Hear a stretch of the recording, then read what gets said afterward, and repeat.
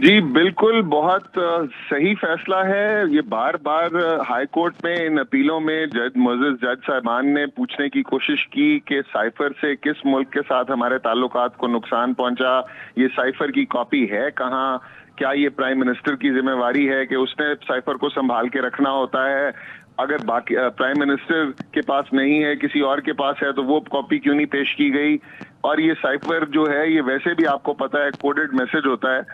ये तो उसकी एक ट्रांसक्रिप्ट होती है। तो ये ट्रायल कोर्ट ने जो सजाएं दी थी ये उसी हमारी जो हम उस वक्त से इस्तदा करते आ रहे हैं कि सियासी बेसिस पर ये ट्रायल चलाए गए और जबरदस्ती सजाएं दी गई। आज उससे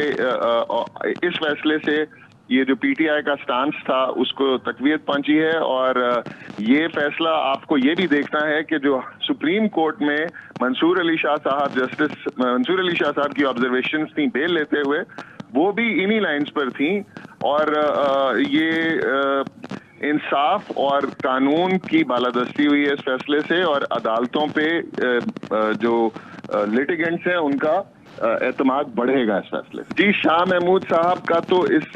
केस में बिल्कुल ही इन्वॉल्वमेंट सरासर गलत तरीके से की गई। शाह महमूद साहब फॉरेन मिनिस्टर थे सिर्फ, और उनका इस ना साइफर के वो ऑथर थे, ना साइफर का ट्रांसमिशन से उनका कोई ताल्लुक था। एक कैबिनेट मीटिंग में उन्होंने ये इमरान खान से इसके डिस्कशन जरूर किया था, मगर क्या एक फॉरेन मिनिस्टर अपने प्राइम मिनिस्टर को ये बात नहीं बताएगा कि एक फॉरेन मुल्क के एक